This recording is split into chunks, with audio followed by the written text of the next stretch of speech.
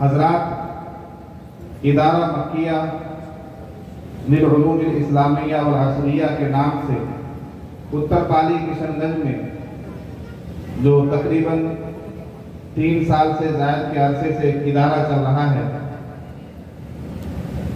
وہ اتر پالی میں بنات کے لیے مخصوص ہے، اور یہاں اسی ادارے کے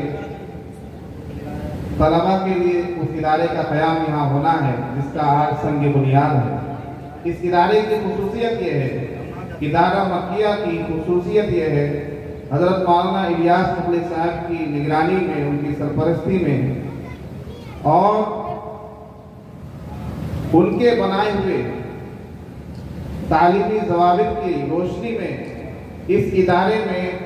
دینی علوم اور عصری علوم کو اس طرح سے جمع کیا گیا ہے کہ ایک بچی یا بچہ جہاں وہ نورانی قاعدہ پڑھتا ہے، اسی کے ساتھ ساتھ اسے انگریزی کا قاعدہ بھی پڑھایا جاتا ہے۔ جب وہ عامہ پارہ پڑھتا ہے، اس کے ساتھ ساتھ اسے انگریزی کی تعلیم اور ہندی کی کتاب بھی پڑھائی جاتی ہے، اور صرف پڑھانے پر جو اکثر بنیادی اداروں میں فوکس ہوتا ہے کہ وہ صرف پڑھانے پر یعنی ریڈنگ پر زیادہ دھیان دیتے ہیں، حضرت کے یہاں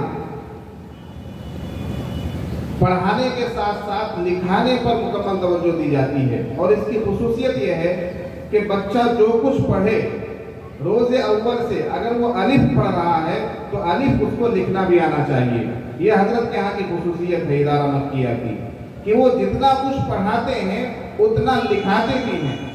اگر کسی بچے نے الف سے یا تک کی تختی حروف ہجا پڑھا تو الف سے یا تک کی تختی اس کو لکھنا بھی آنا چاہیے۔ اب ظاہر سی بات ہے کہ لکھنے میں زیادہ وقت لگتا ہے، لکھنا سیکھنے میں زیادہ وقت لگتا ہے، تو جب تک وہ لکھنا نہ سیکھ جائے اس وقت تک اس کا سبق اسی تختی میں رہتا ہے۔ تو یہ خصوصیت ہے علامہ بالقلم کی، گویا کہ یہ تفسیر ہے، اور اسی طرح سے پڑھانے کی ضرورت ہے۔ جب تک کسی بھی لینگویج کو، کسی بھی زبان کو اسکرپٹ کے طور پر اور کتابت کے طور پر اور لکھنے کے طریقے کو نہ سکھا دیا جائے، اس وقت تک اس زبان پر عبور حاصل نہیں ہوتا۔ یہ ادارہ مکیہ کی خصوصیت ہے، جہاں یہ خصوصیت ہے کہ یہاں عصری اور دینی دونوں طرح کی تعلیم کو لے کر چلا جا رہا ہے۔ مقصد یہ ہے خود مولانا الیاس مخلص صاحب کا کہ جتنے تعلیمی ادارے ہیں وہ ہمارے 2 طرح کے تعلیمی ادارے ہیں، دینی اور دنیاوی۔ ہمارے کشن گنج میں جتنے عصری اسکول ہیں وہ کسی بھی جماعت تک ہوں، ان تمام اسکولوں میں دیکھا یہ گیا ہے کہ اسکول کا ذمہ دار، اسکول کا ڈائریکٹر وہ مسلمان، اسکول میں پڑھانے والے تمام ٹیچر وہ مسلمان، اسکول میں پڑھنے والے تمام طلبہ بھی مسلمان، لیکن اسلامی لٹریچر کی کوئی کتاب نہیں ہے، اسلامی موضوع کی کوئی کتاب نہیں ہے، دینیات کے لیے کلاس میں، نصاب میں کوئی انتظام نہیں ہے۔ ہونا یہ چاہیے، ہمارا کا مقصد ہے اور پیغام ہے، اور یہ ہم سبھی کے عزائم میں شامل ہیں اور ہم سبھی کے دل کی آواز ہے کہ جتنے عصری ادارے ہیں ان میں فوکس کو عصری تعلیم پر دیا جائے، فوکس کو کیا جائے کہ بچہ یہاں سے ڈاکٹر بن کر نکلے، انجینئر بن کر نکلے، IAS کی سب میں جا کر شامل ہو۔ یہ تمام ہماری توجہ کا مرکز یہ ہونا چاہیے، لیکن ساتھ ساتھ جتنے عصری ادارے ہیں دنیاوی تعلیم کے، اگر آج ہمیں اسی طرح کا دور چاہیے تو واقعی انقلاب تو مساجد سے ہی آئے گا، لیکن مساجد کو آباد کرنے والے لوگ بھی اس طرح کے چاہیے۔ حضرت ابوبکر صدیق رضی اللہ عنہ والی صداقت چاہیے، حضرت عمر فاروق رضی اللہ عنہ والے اوصاف اور عدالت چاہیے، حضرت عثمان غنی رضی اللہ عنہ والی سخاوت اور حیا چاہیے، حضرت علی حیدر کرار والی شجاعت اور بہادری چاہیے۔ شاعر کہتا ہے سبق پڑھ پھر صداقت کا، عدالت کا، شجاعت کا، لیا جائے گا تجھ سے کام دنیا کی امامت کا۔ تو ہمیں ان مساجد کو آباد کرنے کے لیے وہ اشخاص تلاش کرنے ہوں گے، یا وہ ان اشخاص کو تیار کرنا ہوگا، رجال سازی کرنی ہوگی، جس طرح کے لوگوں نے ان مساجد کو آباد کر کے دنیا پر حکومت کی ہے۔ کہ آخر یہ جو سسٹم ہے جس کو ہم اور آپ عصری علوم اور دینی علوم اور عصری نظام تعلیم اور قدیم نظام تعلیم یہ الگ الگ چیزوں سے جو سمجھتے ہیں، آخر اس کی شروعات کب سے ہوئی؟ کیا شروع سے یہ ایسا تھا یا کسی نے اس کی شروعات کی؟ مولانا مناظر حسن گیلانی صاحب جن کی ایک مشہور کتاب ہے نظام تعلیم کے اوپر، ہندوستان میں مسلمانوں کا نظام تعلیم اور تربیت، 3 جلدوں میں جو ہے ان کی کتاب ہے، تقریباً تعلیم کے اوپر جو ہے مسلمانوں کا نظام تعلیم کیا ہے، کیسا ہونا چاہیے، انہوں نے بڑی اچھی رائے اور تجاویز اہم جو ہے کتاب میں پیش کی ہے، پڑھنے سے جو ہے تعلق رکھتی ہے، ہم سب کو جو ہے پڑھنی چاہیے۔ انہوں نے اپنی کتاب میں لکھا ہے کہ مسلمانوں کے جتنے بھی کارنامے ہیں یہ تمام کارنامے کو ایک طرف رکھ دیجئے اور 1350 سال تک نظام تعلیم کو ایک بنائے رکھا، یہ کارنامہ ان کا بہت بڑا ہے۔ یہ جو عصری تعلیم اور دونوں میں جو فرق کیا گیا اور اس کی جو شروعات ہوئی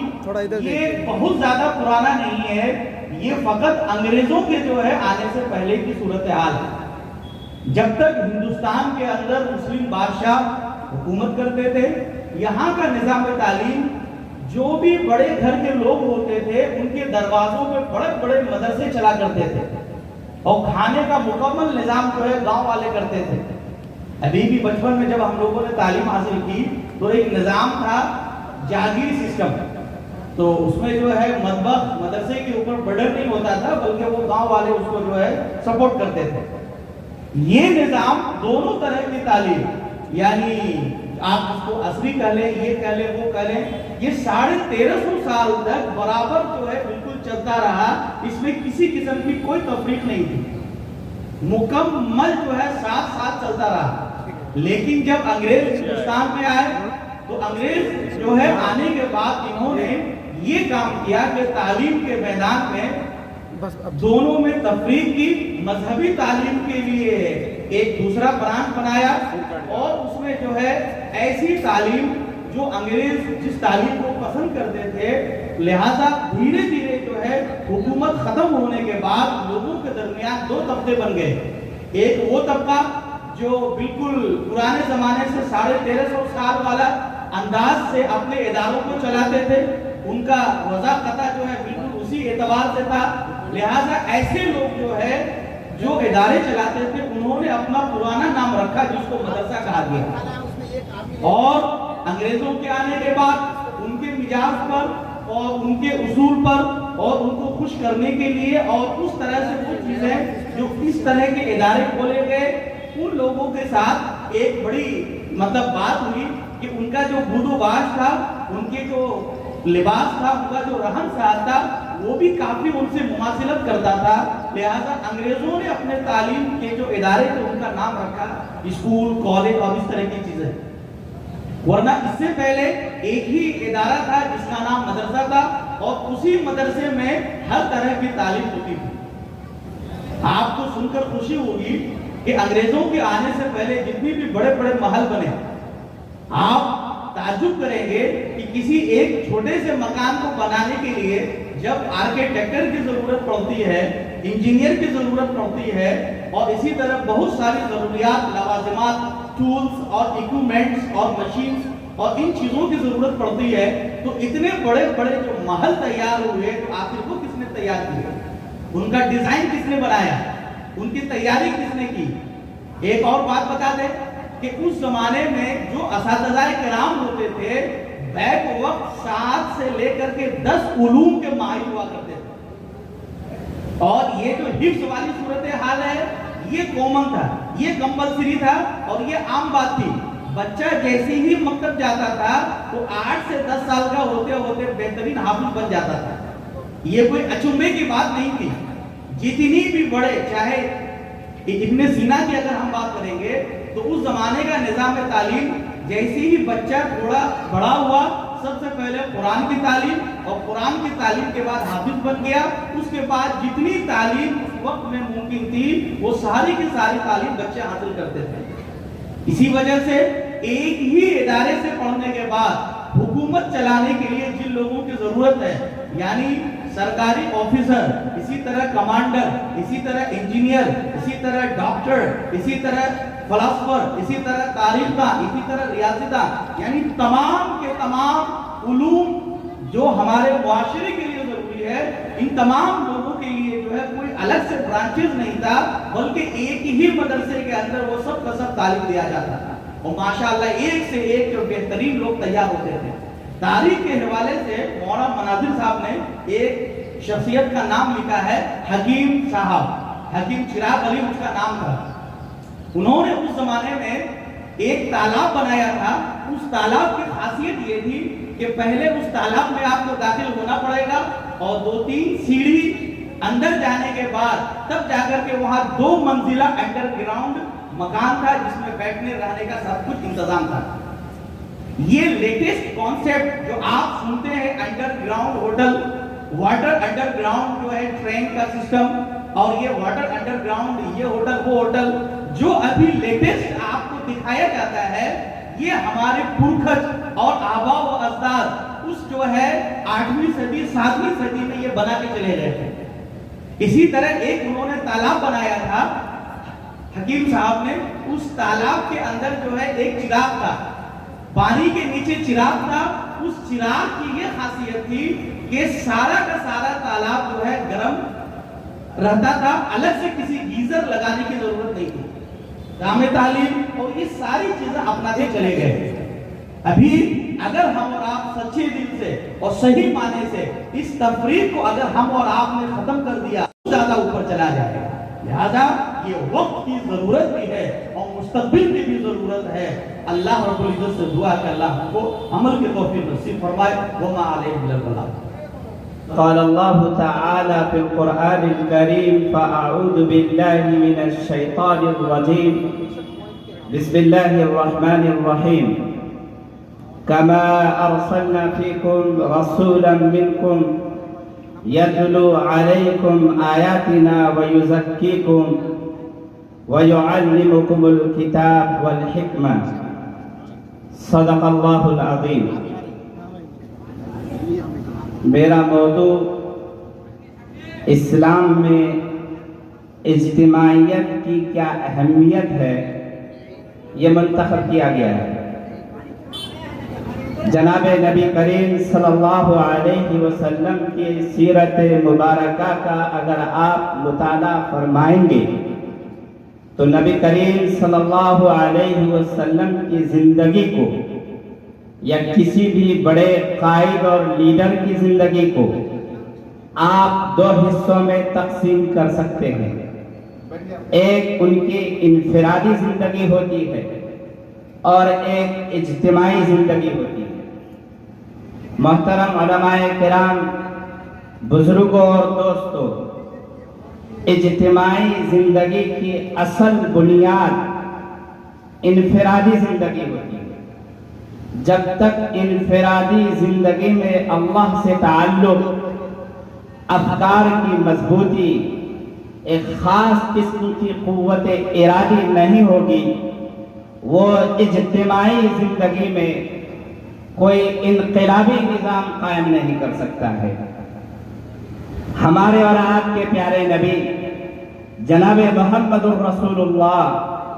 صلی اللہ علیہ وسلم نے تقریباً 13 سال تک ایک جماعت کی تشکیل سازی کی، جس جماعت کو تیار کرنے کے لیے اللہ کی طرف سے طے کردہ جو ایک خاص پروسیجر تھا، اس پروسیجر سے گزارا گیا اور انفرادی طور پر ایک ایک فرد پر معلم انسانیت نے، یہ معلم انسانیت کے نام پر کانفرنس اور جلسہ ہے، محنت کیا۔ نتیجے میں جب وہاں کی زمین تنگ ہوئی اور اس جماعت کو وہاں سے ہجرت کرنے کا حکم ملا، میں ایک چھوٹا سا واقعہ بھی بیان کر دوں کہ حضور پاک صلی اللہ علیہ وسلم عام الحزن کے بعد، یعنی حضرت ابو طالب اور حضرت خدیجہ رضی اللہ تعالی عنہا کے انتقال کے بعد جب آپ صلی اللہ علیہ وسلم کا کوئی خاص معاون مکے میں نہ رہا، طائف تشریف لے گئے، وہاں کے سرداروں کو دعوت دینے کی کوشش کی، انہوں نے ذلت آمیز رویہ اختیار کیا۔ پھر محرخین نے لکھا ہے کہ آپ جب مکہ تشریف لائے تو مکے کے دروازے پر کھڑے ہیں اور مکے کے اندر داخل ہونے کی ہمت نہیں ہو رہی۔ پھر ایک صاحب آئے، انہوں نے دیکھا کہ حضور پاک صلی اللہ علیہ وسلم پریشان حال ہیں، تو انہوں نے کہا کیا بات ہے؟ حضور پاک صلی اللہ علیہ وسلم نے اپنی ساری کہانی اور درد اس کے سامنے بیان کیے، تو انہوں نے کہا کہ آپ جیسے شخص کو پریشان کیا جائے یہ ناقابل برداشت ہے۔ پھر وہ اپنے گھر گئے، اپنے 4 بیٹوں کو ساتھ میں لیا اور 4 گھوڑے لیے، اپنے گھوڑے پہ حضور پاک صلی اللہ علیہ وسلم کو بٹھایا اور 4 بیٹوں کو دونوں طرف سے لیے اور مکے میں داخل ہوئے اور کہا کہ آج سے محمد میری امان میں۔ اس واقعے سے اس بات کا اندازہ ہوتا ہے کہ نبی پاک صلی اللہ علیہ وسلم کی کیسی تربیت کی گئی، یہ انفرادی تربیت کی حالات آئی۔ جب آپ کسی ایک اجتماعی کام کی بنیاد رکھیں، اس کے بعد پھر ہجرت کا واقعہ پیش آیا، پھر وہ لوگ جن کی تربیت کی گئی تھی ان لوگوں نے ریاست مدینہ کا قیام کیا، اور پھر اس ریاست مدینہ کی برکت دنیا کے 60-70% حصے تک پہنچی اور آج تک پہنچ رہی ہے اور پہنچتی رہی ہے۔ محترم بزرگوں اور دوستو، انفرادی زندگی کے ہمارے انفرادی اعمال کے ذریعے انقلاب نہیں آ سکتا ہے۔ ہم سب کو ایک اجتماعی نظام قائم کرنے کی کوشش کرنی ہوگی، چاہے وہ ہندوستان کی مدارس کی شکل میں ہو، تنظیموں اور تحریکوں کی شکل میں ہو، ہمارے اسکول کالجز کے سسٹم کی شکل میں ہو، عام امہ کی شکل میں ہو، پوری عوام کی شکل میں ہو۔ آج نہیں تو کل، کل نہیں تو پرسوں، کہیں بھی کبھی بھی اگر انقلاب آئے گا تو یہی شکل ہے، اس کے علاوہ اور کوئی شکل نہیں۔ اس لیے میں عموماً کہا کرتا ہوں اور آج بھی یہ بات کہہ کر کے اپنی بات کو ختم کرتا ہوں کہ اے ہندوستانی مسلمانوں، اگر آپ اپنے مسائل کا حل چاہتے ہو تو ہر طبقے میں اجتماعیت کی بنیاد ایثار کو اختیار کرتے ہوئے رکھنے کی کوشش کرو، ورنہ حالات آپ کے مخالف ہے، ممکن نہیں موافق کب ہوں گے۔ حضرت مولانا الیاس مخلص صاحب دامت برکاتہم العالیہ، جو واقعی مخلص ہے، ادارہ مکیہ کے نام سے بچیوں کا ایک ادارہ 3 سال سے کامیاب ترین طریقے سے چلا رہے ہیں، اس کا کچھ پریزنٹیشن ابھی یہاں کیا جائے گا۔ اب للبنین یعنی لڑکوں کے لیے حفظ کا ایک ادارہ جہاں پر اب تک اصلی تعلیم بھی دی جائے، یہاں پر قائم کرنے کے لیے پرعزم ہے۔ آج ہمارے یہاں ہمارے اکابرین تشریف لائیں گے، ان کے ہاتھ سے سنگ بنیاد کا سلسلہ جاری ہے۔ ایک ادارہ جس کا نام ادارہ مکیہ رکھا گیا ہے، اس کی بنیاد اکابرین کے ہاتھوں رکھی ہے، اور الحمدللہ 3 سالوں میں وہ ادارہ روز اپنی ترقی کی راہ پر گامزن ہے۔ وہاں چونکہ ان کا رہائشی مکان ہے اور طلبہ کی روز افزوں بڑھتی کی تعداد اس بات کے متحمل نہیں ہے کہ اس ادارے کو وہاں پر اور زیادہ دنوں تک رکھا جائے۔ اس وقت وہاں بچے اور بچیاں دونوں صنف کے طلبہ تعلیم حاصل کر رہے ہیں۔ انہوں نے بڑی سوچ و فکر کے بعد ابھی جہاں ہم لوگوں کا جلسہ ہو رہا ہے، اس کے ٹھیک سامنے روڈ کے شمال جانب ایک مسجد اور ایک ادارے کی بنیاد بنام ادارہ مکیہ آج رکھی جا رہی ہے، علماء کرام بزرگان دین سے ہاتھوں۔ يهده الله فلا مضل له ومن يضلله فلا هادي له ونشهد أن لا إله إلا الله وحده لا شريك له ونشهد أن سيدنا ومولانا محمدا عبده ورسوله وصلى الله تبارك وتعالى على خير خلقه محمد وعلى آله وأصحابه وأزواجه وذرياته وأهل بيته أجمعين. أما بعد فقد قال الله تبارك وتعالى في القرآن المجيد: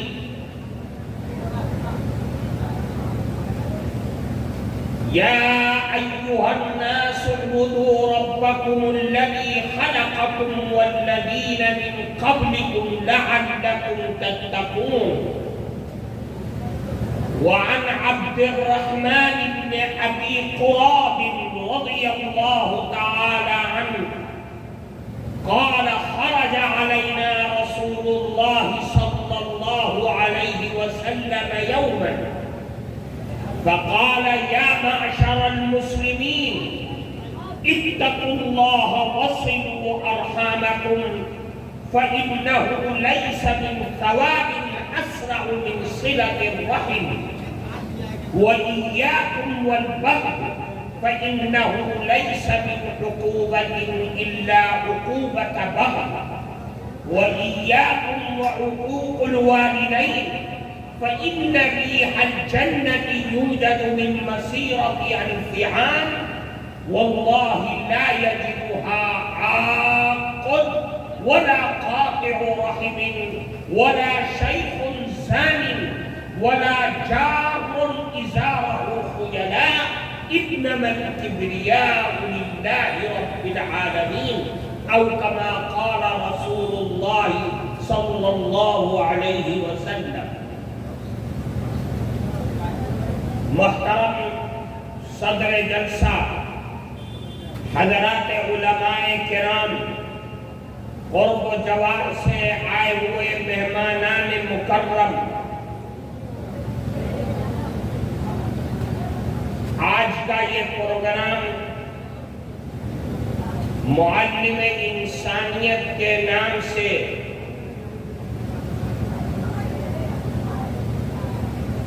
متعین کیا گیا، جس میں ہم سب نے اس ادارے کے ذمہ دار حضرت مولانا الیاس مخلص صاحب حفظہ اللہ کی محنت، جستجو اور ان کے دل کے جذبات آپ حضرات نے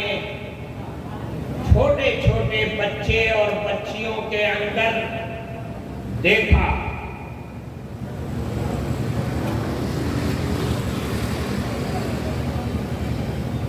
علم کی لائن سے جو محنت اور کوشش کی جا رہی ہے، اللہ تعالیٰ ان کی کوششوں کو برآور فرمائے۔ میں نے آج کی اس جلسے کے عنوان کو دیکھتے ہوئے قرآن کریم کی ایک آیت اور اللہ کے نبی جناب رسول اللہ صلی اللہ علیہ وسلم کی ایک حدیث پڑھی ہے، جس حدیث میں اللہ کے نبی نے کئی باتیں ارشاد فرمائی۔ لیکن سب سے پہلی چیز اللہ کے نبی نے جو تعلیم کی ہے وہ ہماری تمام عبادات مالی ہوں یا بدنی، تمام اعمال رات اور دن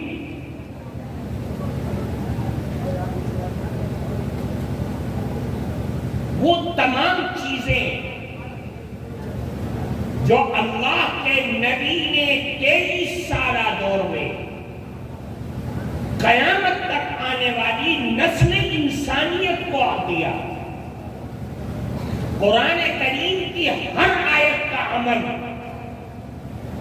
جو اللہ نے قرآن میں فرمایا ان تمام اعمال کا خلاصہ نچوڑ جس کی بنیاد پر انسان عرش پر پہنچ جائے اور فرشتوں سے آگے بڑھ جائے، وہ چیز اللہ کے نبی نے ہم سب کو اس حدیث کے اندر بیان فرمائی،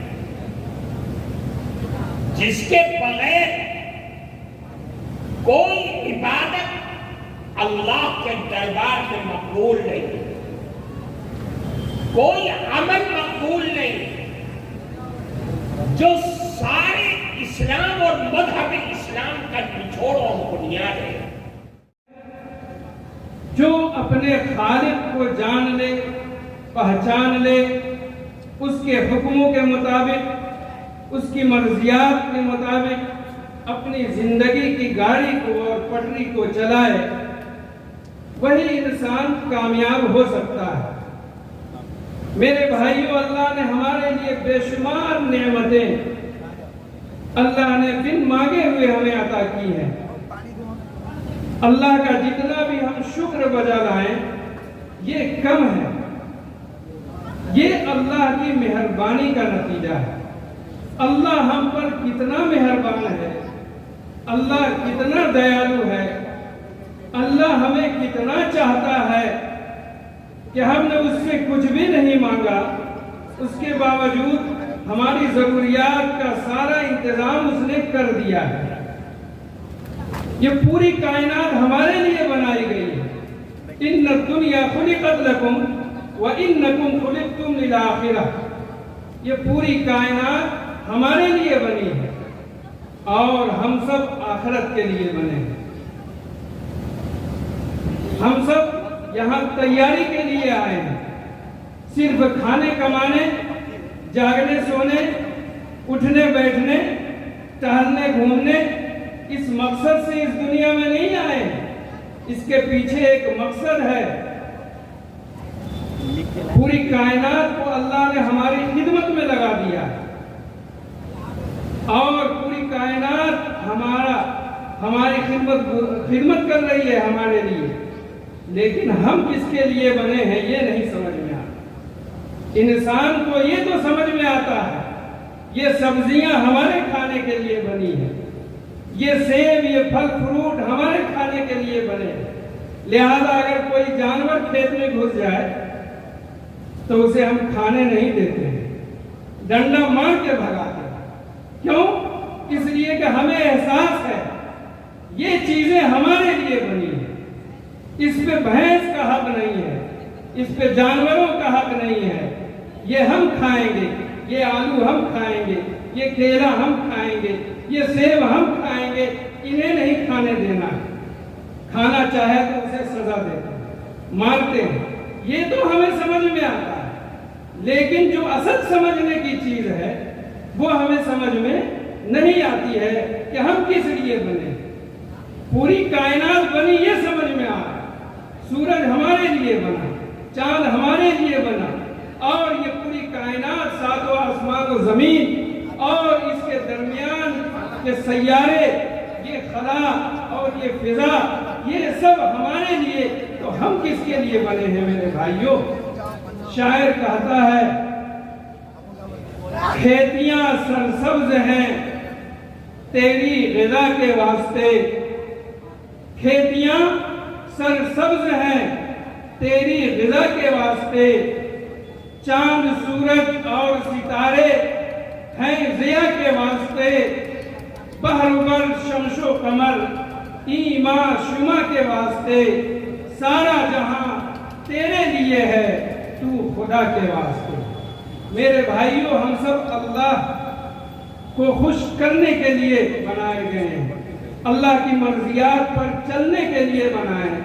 अल्लाह ने हमें बनाया है, तो हमें पता कैसे चलेगा कि अल्लाह की मर्जियात पर हम कैसे चलें, अल्लाह की खुशनुदी को हम कैसे हासिल करें। अल्लाह ने मजीद हम पर मेहरबानी फरमाई कि अल्लाह ने हम सबको अपना महबूब अता फरमा दिया। सैयदुल अंबिया फख्र मौजूदात मुहम्मदुर रसूलुल्लाह सल्लल्लाहु अलैहि वसल्लम की अजीम ज़ात गिरामी अल्लाह ने हमें अता किया है, अपना महबूब अल्लाह ने हमें दे दिया।